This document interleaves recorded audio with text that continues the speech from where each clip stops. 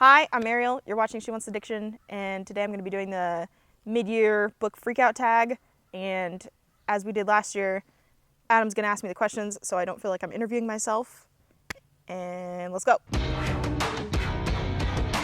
What's the best book you've read so far this year? I feel like I really hate this question.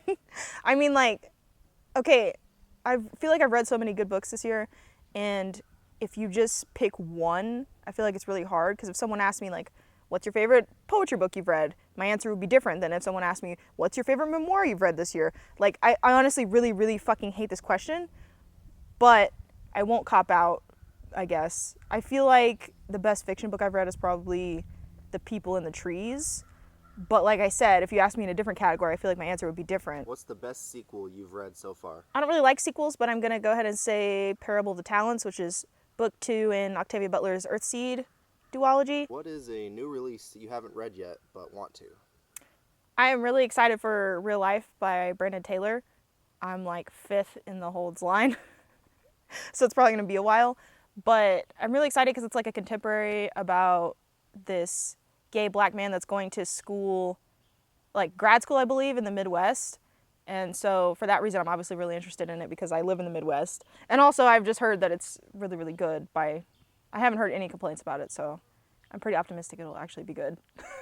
Unlike a lot of hyped books. What's your most anticipated release for the second half of the year? I usually don't know the books that are coming out, but I actually will say one. I'm really excited for Finna, which is like a poetry collection, and I've never read anything by the author Nate Marshall. I believe this book is coming out next month, like August.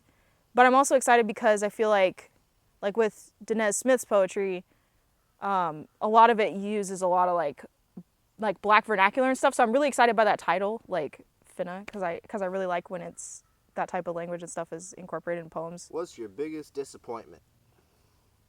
Ever. Myself. No. My biggest disappointment. This is hard because I feel like I've had a lot of books that I strongly disliked this year, but they were all things that I kind of knew ahead of time that I was gonna dislike. Like I listened to The Deep recently, and I really don't get along with Solomon Rivers' writing because I read An Unkindness of Ghosts earlier this year. So I wasn't expecting to like it, but is that really a disappointment if you go into it knowing you don't like the author's writing? So I guess I'm gonna probably say The Vegetarian, because I was really excited to read that, and I feel like it came highly recommended, and then I ended up disliking it, so that was weird. I don't know. I expected to like it because it's about a woman who stops eating meat to basically piss off her abusive husband and just make his life super hard. And so I was thinking feminist, I'm going to love this. And then I didn't like the direction that the story ended up going. There were a lot of dream sequences, which I hate in books. And then there was this story about the sister and, cheating and just a lot of themes that I really didn't like that got introduced. So that was disappointing, I guess. What was the biggest surprise? The biggest... that branch snapping. No, I don't know. Biggest surprise. I'm probably going to say... I feel like there weren't that many surprising books. But I'm going to say Autobiography of an Ex-Colored Man, because that's a book that I just bought recently, and you would think I would not like it based on the title, because I feel like it was very similar to We Cast a Shadow, where the protagonist decides to turn his child white so that obviously they have the technology to do that in this future, and so obviously so that kid can get ahead and do all this stuff. And I really hated that book. I hated the decisions that particular parent made. But I feel like Autobiography of an Ex-Colored Man is, the protagonist is a lot more sympathetic, and it's not so much that he's changing himself to be white. He just sort of passes and makes a decision whether or not to blend in, which I feel like everybody does to some extent. Not that I pass, but fitting into whiteness so that you can have success and have happiness and whatever. I understood him a lot more. I feel like he was a lot more sympathetic, and I was a lot more into his story, whereas in We Cast a Shadow, the man made a decision for his child rather than letting his child decide how he wanted to present himself to the world. So based on the title, you would think I wouldn't like it, but I actually really loved it. I think it's a kind of a lost classic of black literature that I really don't see anyone talking about, so pretty sick. Who is your favorite new author? I'm gonna have to say Tommy Pico, because I read 3 poetry books by him this year. I'm trying to finish the whole tetralogy, haha, what a word, of of his books. But so I read 3 books by him, and I just think it's awesome because you don't see a lot of queer poets to begin with, and then you have a poet that's also indigenous and makes it a point to talk about a lot of racial issues in their work, and is so like funny and insightful and just hilarious, and just has like what I think is a great voice in poetry. That's not something that you typically see represented in poetry. So, yeah. Newest fictional crush. I feel like last year I cracked up at this too. I don't think I have one in books, honestly. Right now, I'm not even lying. What's your newest favorite character? Oh my god, I feel like I don't have one of these either right now. Cause like I've read a lot of books, like People in the Trees. The protagonist in that book is a terrible fucking person. So to say that's your favorite character is like big yikes. You know, like I don't know that I want to do that, because like I like characters that are kind of assholes, like not like Hitler level asshole, but like morally questionable, you know, but not like I committed genocide. There's got to be a middle ground. It's a fine line. It's really not. But you know what I mean? So I feel like I don't have one of these either. Damn it, I'm not having answers again. Okay, it's fine. What's a book that made you cry, or the saddest book that you have read? Oh my god. Okay, I actually have an answer for this. I recently listened to Barracoon by Zora Neale Hurston, and it's incredibly sad because she interviewed this slave. His tribe in Africa was basically conquered by this other tribe. The leader of that tribe sold him to a white man who came to buy slaves, and so then he was transported back to America as a teenager. He's like maybe 14, 15, something like that. He didn't even finish going through like the sort of initiation rites for like becoming a man in his tribe. Like he didn't even get to finish that. He was basically just kidnapped. And so bought and sold. And then he gets to America. He's a slave for 5 fucking years.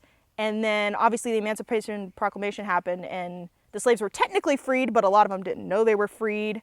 And there's been a lot of talk about like Juneteenth this year, which is when the slaves like kind of found out, oh, we actually are free. We've been working for we didn't have to be enslaved for this time, but like the white people didn't tell them, if that makes any sense. So they were still working.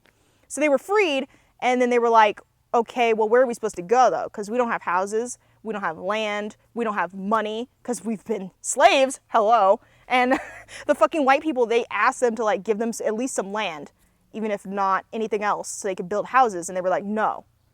And so these people basically had to work and struggle. And so he gets married, he has kids. A lot of his kids end up dying. He is hit by a train and gets injured and basically can't work anymore. His wife ends up dying, getting sick and dying. And so he's just alone, and she comes to visit him. And every time she comes to visit him, he's like so excited because he's so lonely and has basically lost everything. Like he had to learn the language, he had to come over here and be a slave, like, and he lost his entire family. Like, I'm out. It was so sad, bro. It was so sad. And it's like literally in his own words. Like she wrote in his dialect. Like she didn't. One of the reasons it wasn't published is because she didn't change anything about the way that he told his story or the order that he told it in. And so I feel like it's just an amazing historical document, and it's just so sad too. Like what he had to go through as like just a teenager. Like he's just a kid and had to go through all that, and it's just so mistreated. I feel like it just shows how mistreated, like, it just shows how fucked up slavery and everything about it was in just such a, like, visceral way. But anyways, I'm ranting about that book now. It's so sad. I cry every time. What's a book that made you happy? Nothing. Okay, I really haven't read any happy books this year, but I'm going to say Parker Looks Up, because I was trying to read a lot of, like, black picture books for a minute, and this book is really cute because it's like a little black girl, her mom takes her to the museum and she sees this portrait of Michelle Obama and is like, holy shit. She's just like shook by it, which is based on something real that happened. Like that girl was real, and then like they illustrated the book to like go with what happened, because she was just like staring at this giant portrait of Michelle Obama. It's just really cute. It made me happy tears. No, also crying, but happy crying. And especially art museums are a place where it's typically white artists. It's typically the people that you see in all the paintings, all the pictures, almost always white. And that's why I just thought it was great to have like a kid's picture book that showed how powerful it can be when somebody sees themselves, especially a person of color, like actually depicted in art and movies and stories and books. So I feel like that's why it made me really happy. Favorite book to film adaptation? I don't really do these. I don't have one. Sorry. What's the favorite video you've done so far? This year? I have trouble picking a favorite this year, but my What Books Do Rappers Read recently hit 1,000K views. And so I was really excited about that because I've never had a video like that popular that hit that many views. And I made that video like 7 months ago. So technically not this year. I was going to say, was but it this year? Nope. But I'm just copping out and talking about whatever I want because honestly these questions are kind of dumb and I did the same questions last year and I don't like repeating videos. What's the most beautiful book you've bought or received so far this year? I brought books to show. Okay, this one my friend gave me, which is Toni Morrison's book of essays.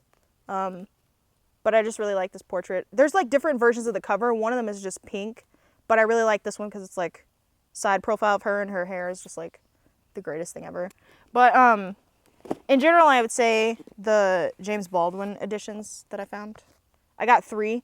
I'm trying to go back and collect them all because I keep finding them for like 50 cents in this particular booth in this particular flea market. And almost every time that I go back, I find another James Baldwin. And these are, well, this one at least is a first edition. I'm pretty sure these are too. So yeah, I love old books, vintage books, and especially first editions of James Baldwin. I just get really excited because it's like 50 fucking cents. You know what I mean? Like, I bet if I look these up right now, they would go for a lot more than that. And I just been like really getting into James Baldwin recently. So yeah, that's what I'm going to go with. I got to keep going back to that booth. Like I feel like someone's getting rid of their black book collection because that's also where I found the autobiography of an ex-colored man. So I'm like, if I keep going back, I'm going to get all these awesome black books for really, really cheap. So I just keep going back and checking because I want them all. Got to catch them all. What books do you need to read by the end of the year? I don't know. I've been listening to a lot of audiobooks by black authors recently. Obviously, in light of all that's happening with Black Lives Matter, my reading plans have really changed. Because I had plans to do like the Asian readathon, the disability readathon. I did the queer lit readathon last year, and I had every intention of participating in those this year. But then everything that's been going on with Black Lives Matter and black people being murdered, killed by the police, black trans women being murdered, like I feel like my reading has changed. I really want to read a lot of things and listen to a lot of things by black authors, and I've read listened to a lot of great books by black authors recently.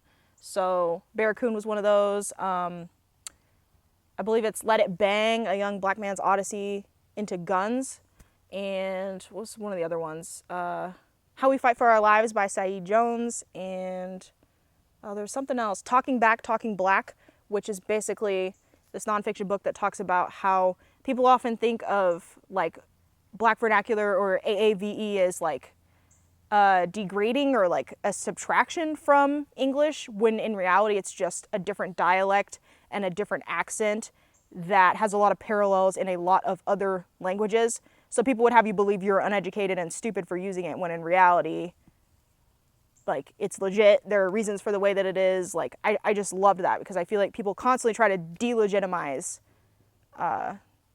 speaking in AAVE. So